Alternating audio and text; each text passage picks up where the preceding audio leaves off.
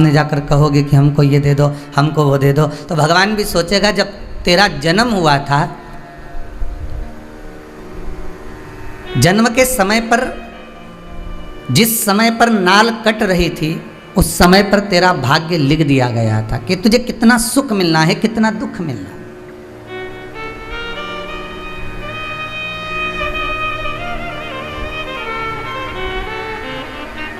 कितना सुख तुझे प्राप्त होना है और कितना दुख तुझे प्राप्त होना है।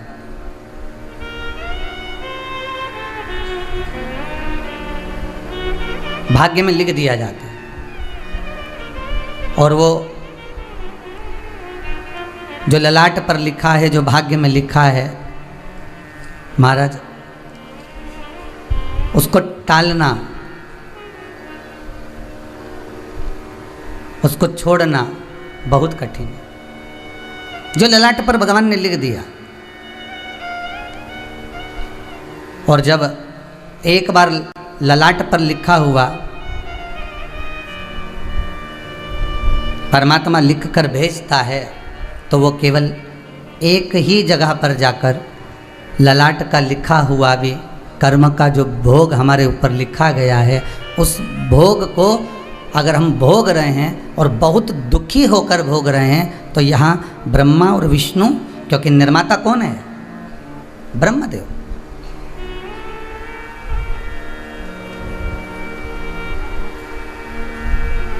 निर्माता कौन? ब्रह्मा। भगवान विष्णु तो केवल आदेश देते हैं, ब्रह्मदेव भाग्य लिख दीजिए।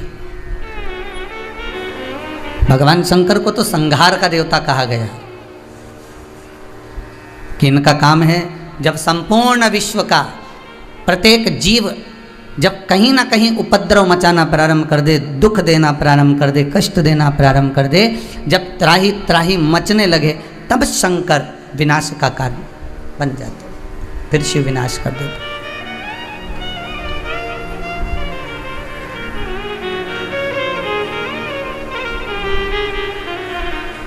ये तीन, ब्रह्मा, विष्णु और महेश, इनका काम ही यही है। भगवान विष्णु आदेश दे रहे हैं कि आप ब्रह्मा निर्माण करिए, और ब्रह्मदेव उस आदेश का पालन कर कर ब्रह्मा जी भाग्य लिख रहे हैं। एक बार पार्वती जी ने भगवान शंकर से प्रश्न किया, भोलेनाथ जी ये बताइए, ब्रह्मा जी ने तो भाग्य लिख दिया कि इनके भाग्य में इतना दुख लिखा है, इनके भाग्य में इतना सुख लिखा है, इनके भाग्य में इतनी तकलीफ लिखी है, इनके भाग्य में इतना कष्ट लिखा हुआ है, इनके भाग्य में ये 2 विवाह का योग लिखा है, इनके भाग्य में इतनी संतान होगी ना होगी, ये सब आपने लिखा।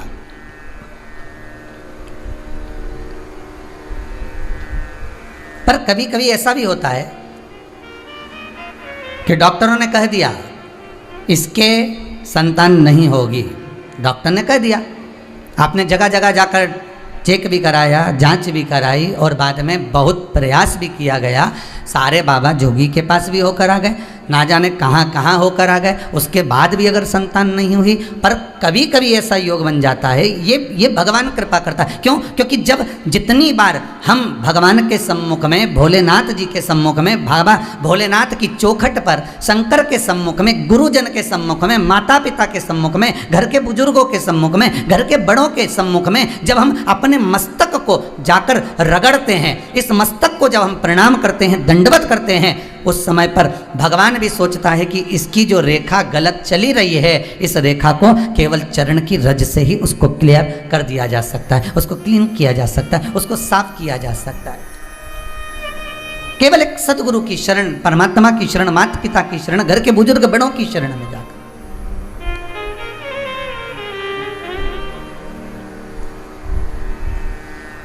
कर्म में जो लिखा है वो तो भोगना है। कितना सुंदर बात है महाराज। एक प्रकत्य ऋषि थे जिनका नाम था प्रकत्य, और प्रकत्य ऋषि एकांत में जाकर, वन में जाकर तपस्या कर रहे थे।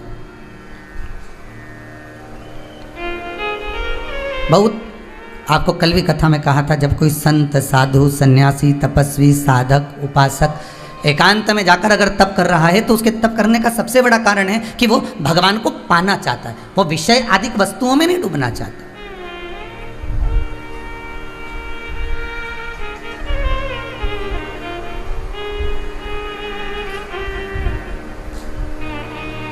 मंदिर में बैठे हो आप, हाथ में माला भी है आपके, गौमुखी भी रख कर बैठे हो आप, और आप माला भी जप रहे हो और इन दृष्टि से संसार की लौकिक वस्तुओं का दर्शन भी कर रहे हो, तो भगवान मिल पाएगा क्या? प्राप्त होगा नहीं। फिर किसी ने कहा एक काम करो कि नेत्र बंद कर लिए जाए। अब नेत्र बंद करके बैठ गए तो मन के नेत्र चंचल हो गए। अब नेत्र अगर बंद कर भी लो तो नेत्र मन के चंचल हो जाते, और मन के नेत्र जब चंचल हुए तो मन के नेत्रों ने विचार करा, रोज़ तो आती थी कमला भाई, आज आई होगी कि नहीं आई होगी, मैं तो नेत्र बंद कर रहा हूँ क्योंकि गुरु जी बोले हैं। अब मन का नेत्र चालू है, मन का नेत्र चालू है, मन का नेत्र बंद नहीं हुआ है। शिव कथा कहती है, कोई एक व्यक्ति ने प्रश्न किया है, इन पत्र में भी शायद हो सकता है।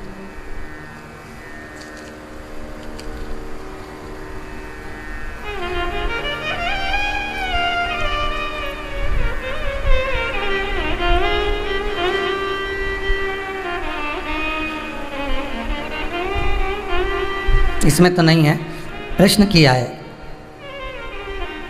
क्या केवल सुबह का समय, शाम का समय मंदिर जाने का होता है, इसके सिवाय हम मंदिर नहीं जा सकते?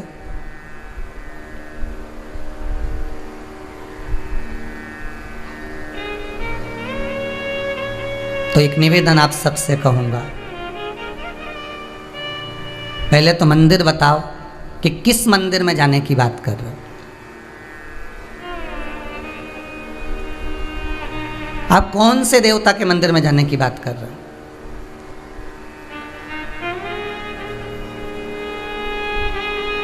आप अगर राजा राम जी के मंदिर में जाने की बात कर रहे हो तो समय पर सुबह जाओ, शाम को जाओ, ठीक है। आप अगर भगवान कृष्ण के मंदिर में जाने की बात कर रहे हो तो सुबह जाओ, शाम को जाओ, जो समय लिखा है उस समय पहुंचो। आप दत्त भगवान के मंदिर में जाने की बात कर रहे हो तो सुबह जाओ, शाम को जाओ। आप गणेश जी के मंदिर में जाने की बात कर रहे हो तो सुबह जाओ, शाम को जाओ, मना नहीं। आप जितने भी देवता हैं, बहुत ध्यान से सुनिएगा, आस्था चैनल के जितने श्रोता भाई बहन कथा सुन रहे हैं, बहुत ध्यान से सुनिएगा महाराज, बहुत अच्छी कथा, बहुत प्रश्न करा है। आजकल के जो नवयुवक बच्चे हैं बहुत अच्छे प्रश्न करते हैं, ऐसा नहीं है, अगर सही उनको जवाब मिलना भी चाहिए। आप अगर गणेश जी के मंदिर जा रहे हो, राम जी के मंदिर जा रहे हो, आप कृष्ण के मंदिर जा रहे हो, आप दत्त भगवान के मंदिर जा रहे हो, आप किसी अन्य देवता के मंदिर जा रहे हो तो सुबह और शाम जाइए।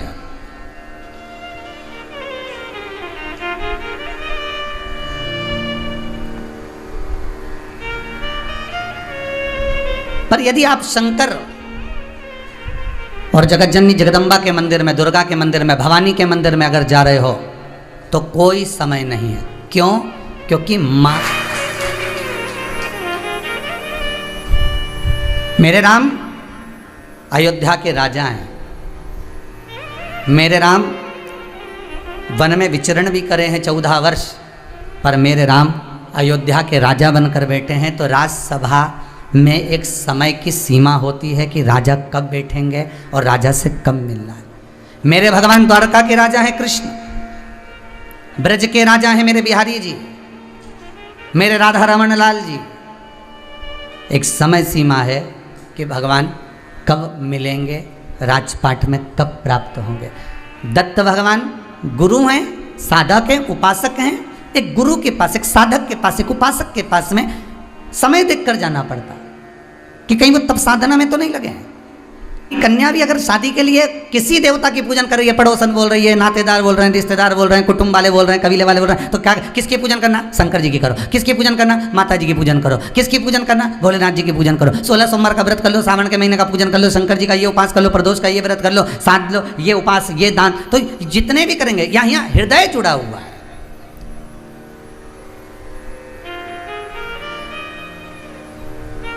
जो बहुत ज्यादा बुद्धि लगाता हो ना, जरा उससे कम मिलने का प्रयास करना, जो हर चीज में बुद्धि लगाए। यहाँ काय को आए, अब ये जो इतना बढ़िया रोड बन गया तो ये खड्डा महाराज ने क्यों करवाया?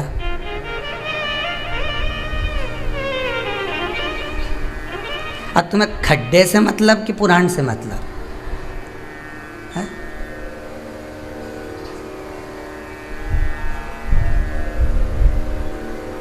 हर चीज में जो बुद्धि लगाए उससे थोड़ा सा दूरी बनाकर चलना, और जो हर चीज में दिल लगाकर बात करे, प्रेम से। दो बहनें होती हैं, जब 4-5 बहनें होती हैं ना, एक बहन बुद्धि से काम ले, हर जगह बुद्धि लगाए, कितने की साड़ी लाई तो इतने की तो हमारा भोपाल में ही मिल जाती, बता, और तू इतनी महंगी ले आई तार की तो यहीं मिल, हर चीज में बुद्धि लगाए, पर उसको दिल नहीं दिख रहा कि बहन लेके आई है, तेरे लिए लाई है, दिल से लाई है, हृदय से लाई है, चित्त से लाई है, तो उसकी कीमत आंकने की क्या जरूरत है कि कितने की लाई? क्या पूछना अपने को? नहीं, आम खाओ कि गुठली गिनो? जो बात बात में बुद्धि लगा रहा हो, जो बात बात में बुद्धि की प्रस्तुति दे रहा हो, ऐसे व्यक्ति से थोड़ा सा कम मिलिए, और जो दिल में लगाए, हृदय लगाए, चित्त लगाए, वृत्ति लगाए, उससे थोड़ा ज्यादा मिल लीजिए।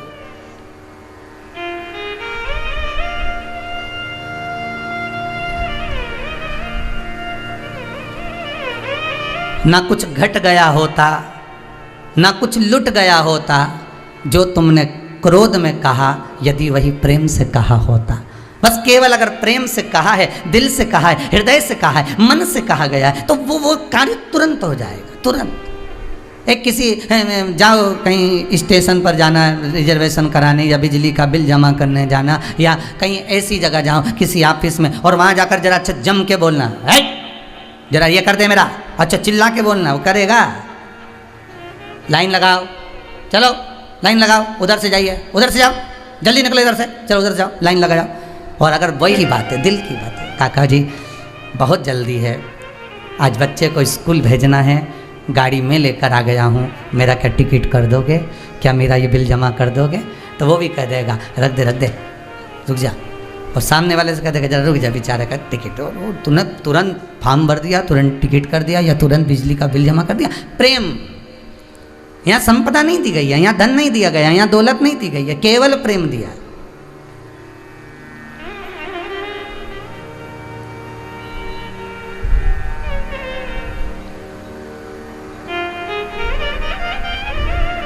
कोई शंकर जी के मंदिर में आया और नरसिंह मेहता रोता रोता आया तो नरसिंह मेहता का भला कर दिया, नामदेव जी आए तो उनका भला कर दिया, तुकाराम जी आए तो उनका, रामकृष्ण परमहंस जी आए तो उनका।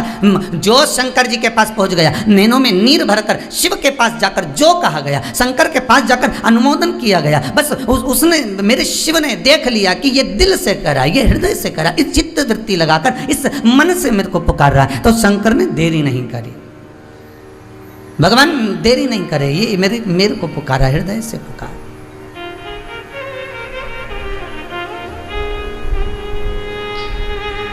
इसने बुद्धि नहीं लगाई है, इसने विवेक नहीं लगाया, और इसने जो लगाया बस केवल हृदय लगाया, हृदय लगाया। आप सबसे निवेदन है, एक राधा जी का चरित्र है।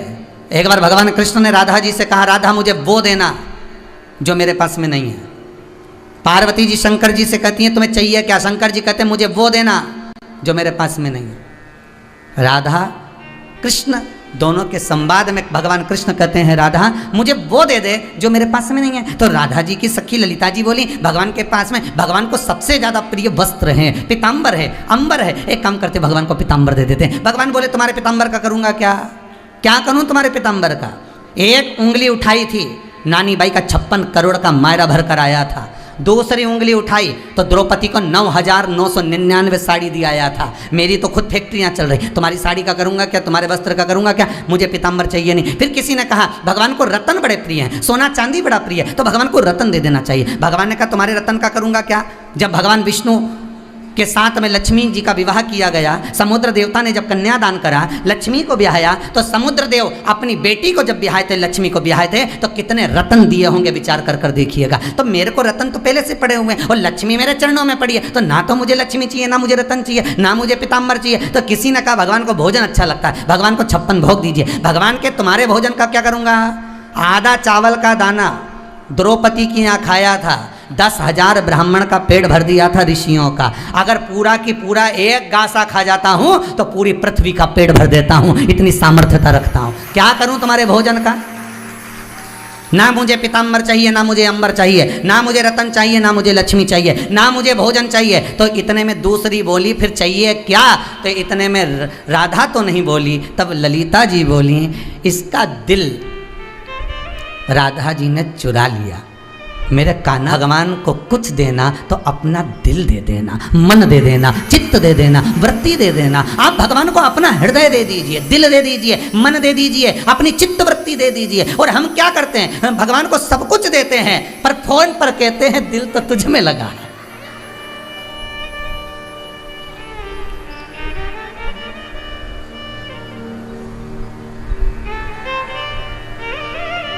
जिसको देना था उसको नहीं दे पाए।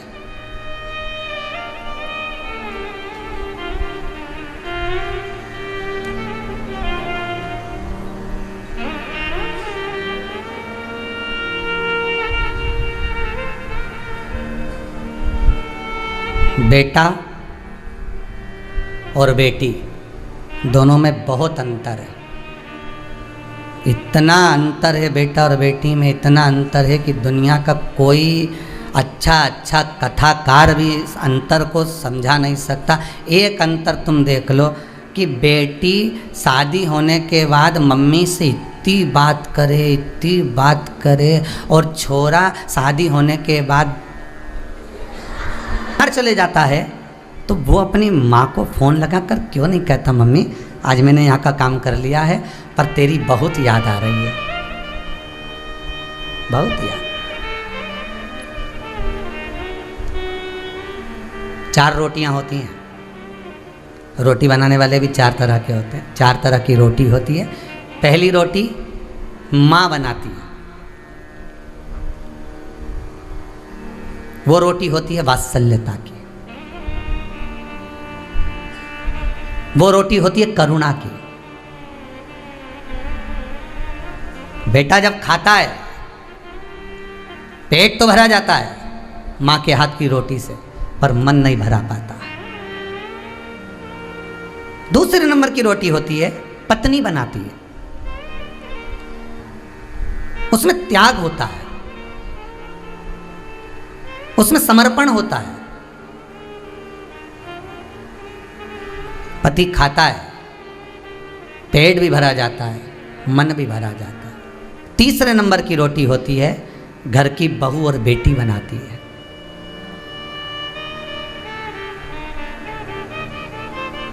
उसमें स्नेह जुड़ा होता है, उसमें स्नेह जुड़ा है। और चौथे नंबर की रोटी है जो घर में दासी बनाती है, कोई नौकरानी चाकरानी, कोई बाई, कोई भाई, कोई आया, रोटी बनाई। चौथे नंबर की रोटी वो है ना तो उसमें पेट भराया और ना उसमें मन भराया, केवल खाना इसलिए है क्योंकि मैडम को ऑफिस जाना है, तो वो जो बनवाएगी वो खाना पड़ेगा, अपने को भी जाना, टाइम नहीं है तो यहाँ समय नहीं है तो खाना बनाने वाली लगी हुई है, वो बनाएगी। पर कितनी सुंदर बात गर्ग संहिता के अंदर लिखी और कितनी सुंदर बात भविष्य पुराण के अंदर लिखी कि भले कितने भी वीआईपी बन जाओ, कितनी भी नौकर तुम्हारे यहाँ काम करें, कितने भी चाकर तुम्हारे यहाँ काम करें, भले तुम्हारे चरण दबाने वाले लगे हों, पाँव में चप्पल पहनाने वाले लगे हों, भले तुम्हारा थूक झेलने वाले खड़े हों, पर यहाँ पर भविष्य पुराण कहती है जिस कक्ष में रसोई घर में भोजन बनता है उस रसोई घर में भले रोटी बनाने वाली बाई लगी हो, पर निवेदन भविष्य पुराण करती है कि घर की बहू बेटी या माता को सब्जी तो अपने हाथों से ही बनाना चाहिए, भले रोटी को ही बनाए। कितने भी नौकर लगे हो, कितने भी चाकर लगे हो, कितने भी आपके कर्मचारी लगे हो और कुछ भी करें, वो रोटी बना कर जाए, उससे कह दो सब्जी मत बनाना, सब्जी हम बनाएंगे, दाल हम बघारेंगे, तो उबाल दे, बघारेंगे हम। क्यों? केवल रोटी अकेली नहीं खाई जाती, काय से खाई जाती है? सब्जी से। उसने किसी भी भाव से रोटी बनाई हो, कुड़ कुड़ के बनाई हो, चाहे घर से टेंशन लेके आके आटा उसन उसन के रोटी बनाई हो, वो कैसी भी बनाएगी और तुम पति को परसोगे, तो भोजन परसने में जो सब्जी बनाई है आपने, जो दाल बघारी है, जो चटनी बनाई है आपने, जो भी कुछ पदार्थ बनाया है, सामग्री बनाई है, उसमें तुमने प्रेम से बनाया कि मैंने आज अच्छे से बघारी है, बहुत जोरदार बघारी, दिल से बघारी। तो जब वो रोटी किसी काम की नहीं, बस वो सब्जी में गई, डूब गई, और डूबी तो उसका जो स्वाद है, उसका जो प्रेम है उस रोटी पर। सब्जी प्रयास करना,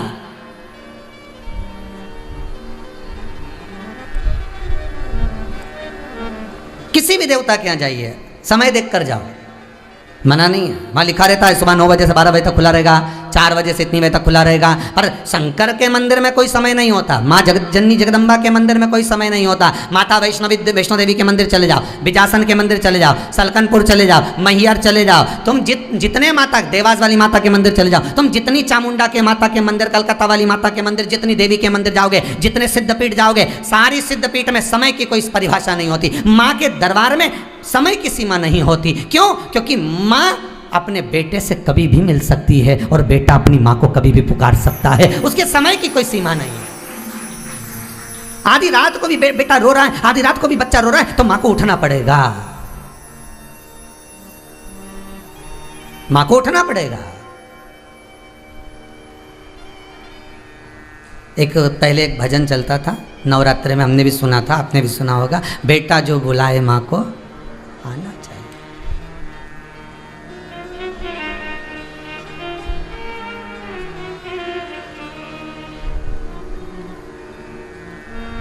बेटा जो बुलाए माँ को आना चाहिए।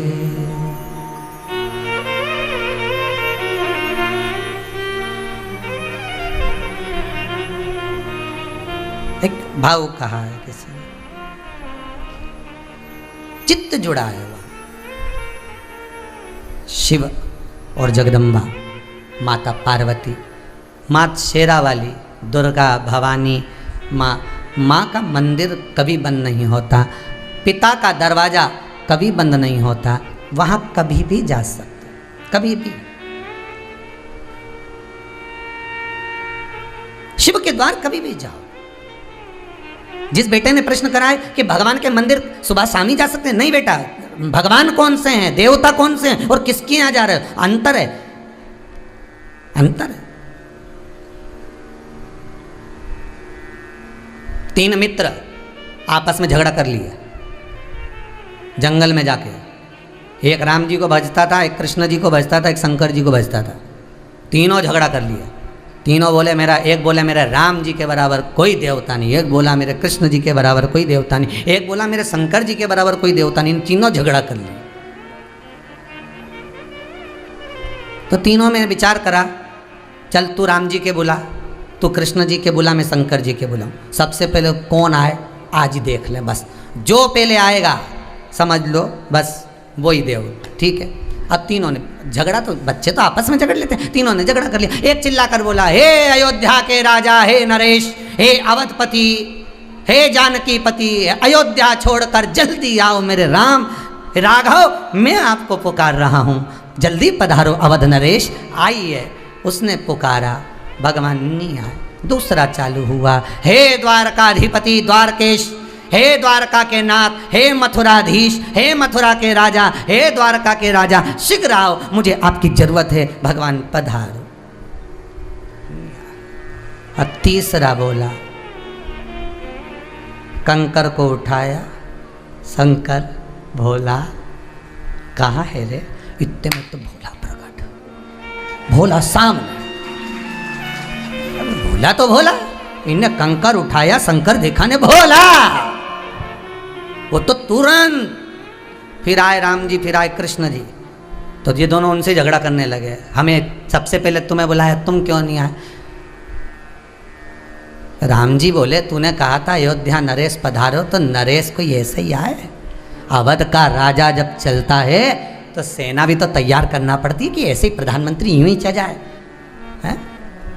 राष्ट्रपति प्रधानमंत्री को बुलाओ तो व्यवस्था तो करना पड़े ना, पहले से सेना वेना तैयार करो, साधो सब कुछ, मंच देखो, ये देखो, वो देखो, 2-4 कुत्ता लेने घुमाओ, फिर देख के आओ। कहीं कोई सामान तो नहीं पड़ा इधर उधर, तो कोई राजा ऐसी है जा, तो आपने कहा अवध नरेश आई है, अयोध्या के राजा आई है, तो द्वारकानाथ बोले वो राजा हूँ, 16,108 रानियाँ हैं, सबके कमरे से निकलूँ, द्वारका की सीढ़ी नीचे उतरूँ, फिर सेना लूँ, तैयारी करूँ, फिर तो पहुँचूँ। तो फिर इन्होंने राम जी और कृष्ण जी से पूछा, फिर ये शंकर जी इतनी जल्दी क्यों आ गए, तुम बताओ। तो दोनों राम और कृष्ण बोले ये सबसे ज़्यादा फ्री है, ना तो ये नरेश है ना राजा है, हमें तो फिर भी निकल कर आने में टाइम लगता है, ये तो 24 घंटा घूमते रहते हैं, 24 घंटा। इनको तो पुकार आ जाए। राम मुस्कुरा कर कहते हैं, राम मुस्कुरा कर कहते हैं, इसलिए तो राम करें कि मैं भजन इनका करता हूँ। कृष्ण कहते हैं मैं भजन इनका करता हूँ। तो शंकर जी से पूछा फिर ये किसका भजन करते हैं, तो शंकर जी बोले मैं इन दोनों का करता हूँ, मैं राम और कृष्ण का करता हूँ।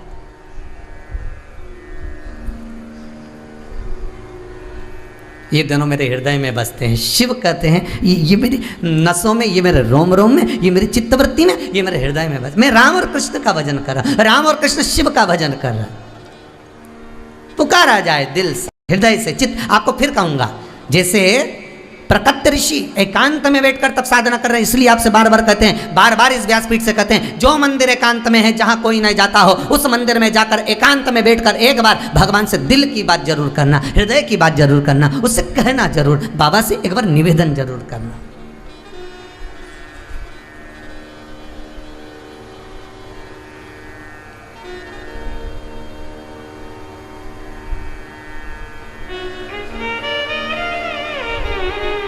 कितना सुंदर उसके हृदय बात कही है, हृदय।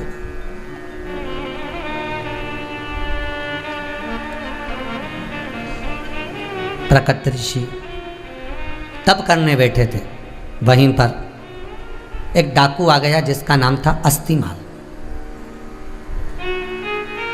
अस्थिमाल ने देखा सब दूर धन चुराया मैंने, ये ऋषि मंदिर में बैठकर तप कर रहा है, शंकर जी के मंदिर में बैठकर तप कर रहा है, मतलब इसके पास माल बहुत है, क्योंकि इतने दिन का बैठा है, क्या खा रिया होगा, तो कुछ तो होगा इसके पास में।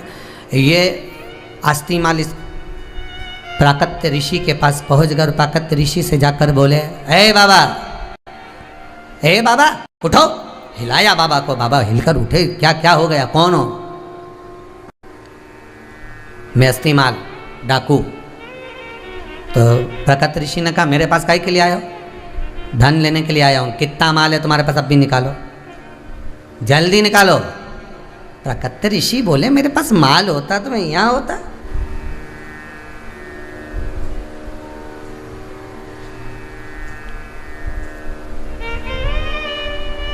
मैं यहाँ आता क्या? तब साधना मेरे पास, मुझे धन का लोभ नहीं है, मुझे धन की कोई आसक्ति नहीं है, मुझे तो भगवान का भजन करना है, शंकर का भजन करना है। मैं तो मंत्र जाप में डूबा हुआ, और आप अस्थिमाल तुम मेरे पास धन लेने आए हो? अगर धन तुम्हें कहीं लेने जाना है, कहीं डाका डालना है, तो कहीं दूसरी जगह जाकर धनपति क्या डालो। इतने में तो अस्थिमाल को क्रोध आ गया, और क्रोध आकर जो गुस्सा आया, और गुस्सा आकर धक्का मारा प्राकट ऋषि को। प्राकट ऋषि शंकर के शिवलिंग से टकरा गए, और शिवलिंग से टकराते से प्राकट ऋषि के सिर में से खून बहना चालू हो गया।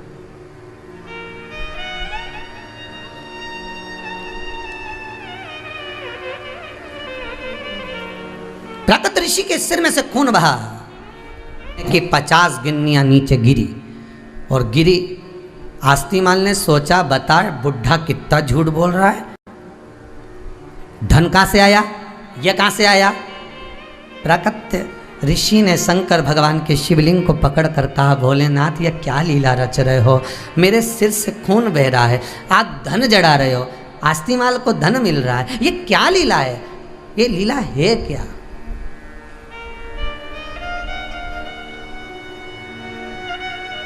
क्या लीला है?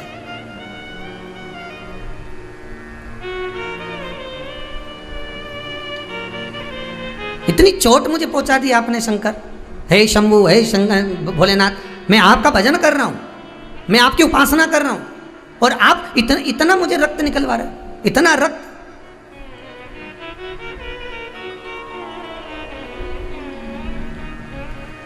आस्तिमाल ने कहा बाकी की मुद्राएं और कहाँ हैं, जल्दी निकाल, नहीं तो मैं तुझे काट दूंगा, जल्दी बोल। भगवान शिव प्रकट हो गए शिवलिंग में से। प्रकट ऋषि को कहा, प्रकट तेरे और इस अस्थिमाल दोनों में अंतर है। यह अस्थिमाल पूर्व समय का बहुत बड़ा दानी था, इतना दान करता था, इतना पुण्य करता था, इतना सत्कर्म करता था, खूब दान दिया करता था, खूब भजन किया करता था, खूब स्मरण किया करता था। इसके भाग्य में मनुष्य देह धारण करने के बाद इसको राजा का सिंहासन मिलना था, पर यह पृथ्वी पर आकर चोरी कर कर डाकू का पद पा गया और थोड़ा चोरी करने लगा। तो आज इसको केवल इतनी ही सोने की मोहरें भाग्य में मिल पाई। और सुनो प्राकट ऋषि, तुम पूर्व समय में एक मछुआरे थे, मछली पकड़ते थे और मछली पकड़कर एकाग्रित करते, वो मछलियां तड़पती मरती, उसके मरने का पाप तुम पर चढ़ा हुआ था।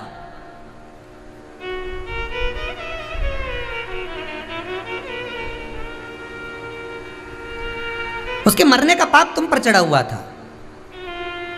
ये खून जो तुम्हारे सिर में से निकला, ये तो थोड़ा सा निकला है।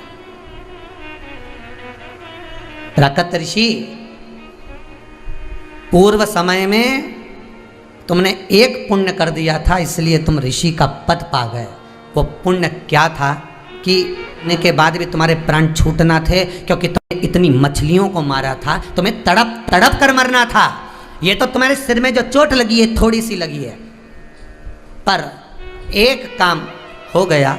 इस अस्थिमाल ने जो तुमको धक्का दिया, उससे शंकर का शिवलिंग का स्पर्श हो गया, इसलिए तुमको थोड़ी चोट लगी, तुम्हारे प्राण नहीं छूटे। शिव महापुराण की कथा कहती है कि जब हम शंकर की कथा को श्रवण करते हैं, शिव महापुराण की कथा को सुनते हैं, शंकर का अनुमोदन करते हैं, श्री शिवाय नमस्तुभ्यम का जाप करते हैं, ओम नमः शिवाय जपते हैं, महामृत्युंजय मंत्र का स्मरण करते हैं, या शंकर को एक लोटा पानी चढ़ाते हैं, या एक बेलपत्र समर्पित करते हैं, तो ये विचार करना कि हो सकता है कि हमारे पूर्व का कोई पाप ऐसा हुआ होगा जिससे हमें दुख भोगना पड़ रहा होगा, पर आज हमने थोड़ा सा पुण्य कर कर उस दुख को काट दिया, उस दुख को हमने समाप्त कर दिया।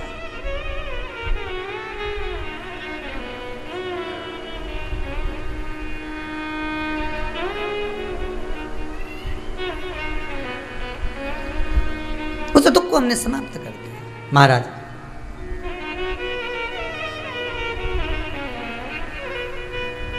वो शिव है ही ऐसा।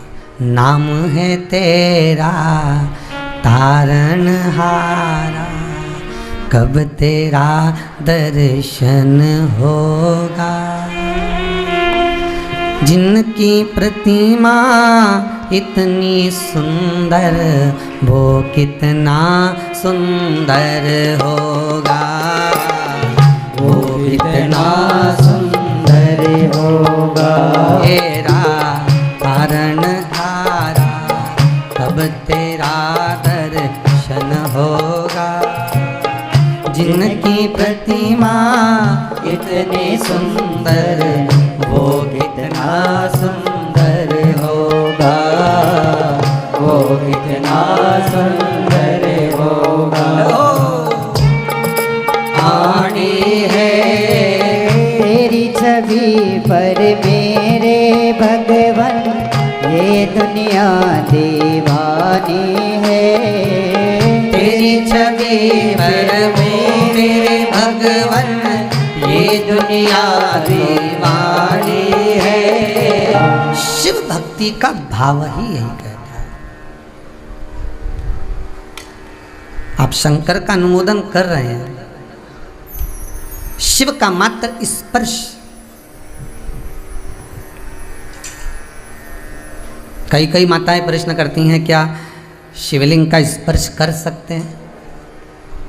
देखिए, एक प्रश्न बड़ा सुंदर, अच्छा है।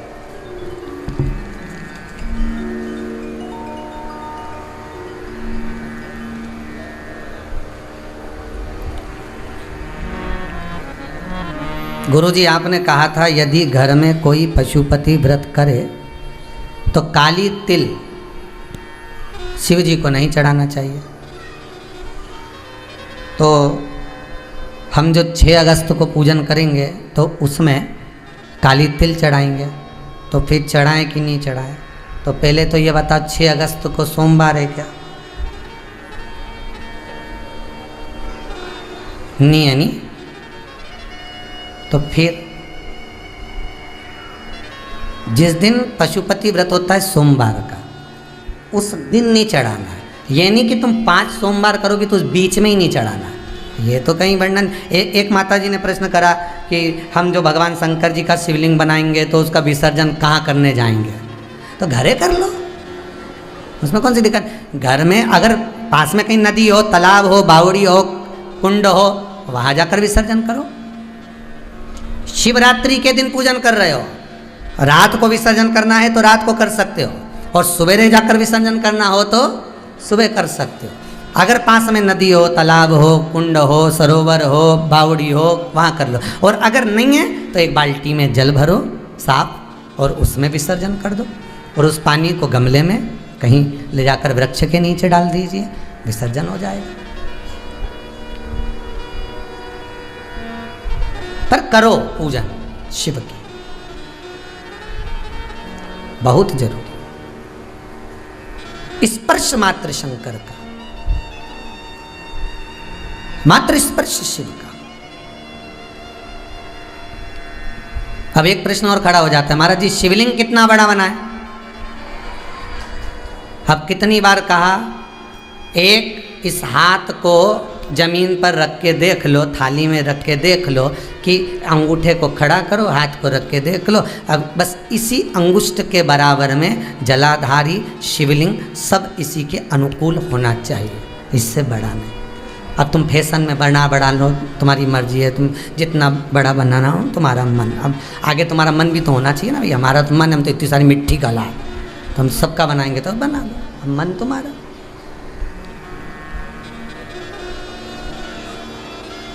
अब इतना बड़ा गणेश जी बिठाया तो लड्डू भी तो 2 किलो खिलाओ, सही है कि गलत है? बोलो तो जरा ईमानदारी से है।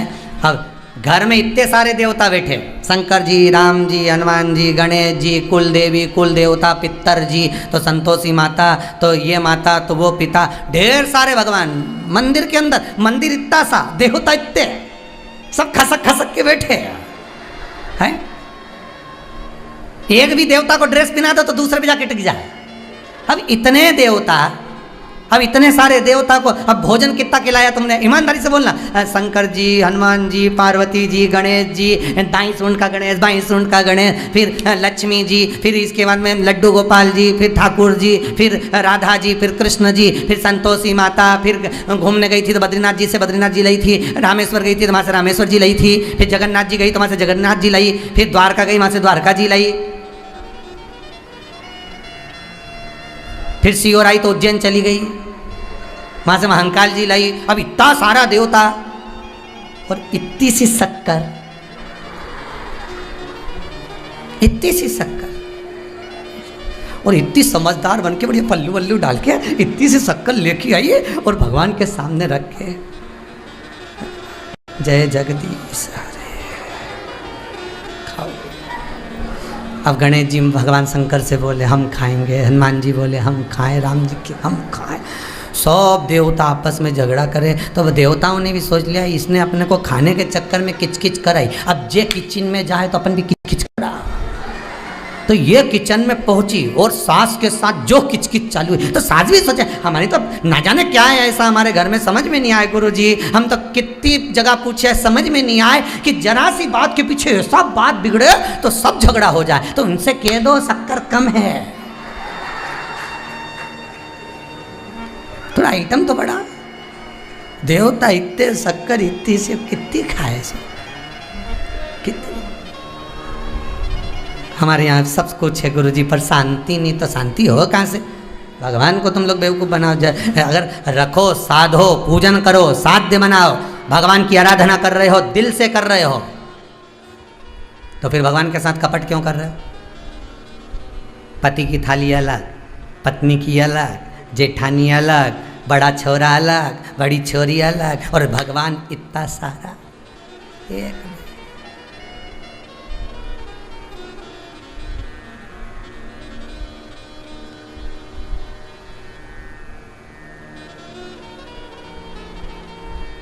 हमारी जो दादी जी रहीं, गोलोकवासी लीलाबाई जी मिश्रा, श्रीमती लीलाबाई जी मिश्रा दादी जी थी। उनका एक नियम था, जितने हमारे घर में भगवान थे नहीं, सारे भगवान के भोग भी अलग रखती थी और दिया भी अलग लगाती थी। एक भगवान इतनी शक्कर लेके बैठती थी, इतनी जितनी आपको दिखाई, पर प्लेट इतनी बड़ी बड़ी 2-3 प्लेट रखती थी, सब में रख देती है, गणेश जी तुम्हारा, शंकर जी तुम्हारा, चौथी बत्ती लगा, फिर रख दे, फिर 4 देवताओं की प्लेट की शक्कर कटोरी में डाल दे, फिर दूसरे 4 देवता को धो के, मैं थाली में तो जल तो रहे स्नान का, मैं धोती जाए, मैं फिर भोग लगा दे, फिर बाकी का देवताओं के सबके भोग लगा के, सबके दिया लगा के, तब पूजन कंप्लीट करके फिर उठती मन में। तो हमको तो लगता है कि आज हमको अगर कुछ भगवान कृपा कर रहा है तो ये वही अलग अलग दिया और बत्ती का असर होगा, इसलिए भगवान कहीं कृपा कर रहा होगा। कहीं पूर्वजों का किया हुआ पुण्य सामने जरूर आता है, बेटे का किया गया पाप पूर्वजों को भुगतना जरूर पड़ता है। ध्यान दीजिएगा दोनों बातों को। पूर्वजों में जो पुण्य कर गए हैं, दादा दादी आपके जितने बुजुर्ग पुण्य कर गए, कोई शंकर को 1 लोटा पानी चढ़ाए, कोई अनुष्ठान करे, कोई दान करा, कोई पुण्य करा, कोई सत्कर्म करा, उसका भाग तुम्हें जरूर मिलेगा अवश्य। और आप जितने लोग शिव महापुराण की कथा को भले फेसबुक पर सुन रहे हो, यूट्यूब पर सुन रहे हो, 40-40, 38-38 हजार लोग मोबाइल ले लेकर बैठे हुए हैं।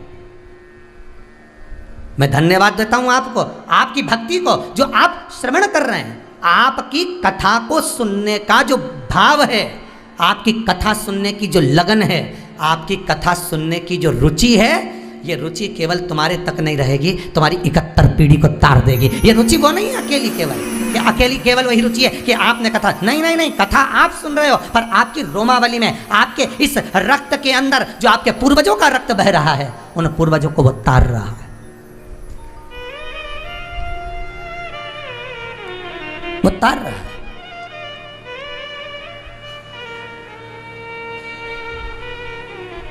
वो कहीं ना कहीं प्राप्त हो जाता है, किसी न किसी रूप में। शंकर का अनुभव, शंकर का अनुवादन, शंकर का स्मरण, शिवलिंग का स्मरण, शंकर का आनंद सुख, जीवन का एक आनंद देने वाला।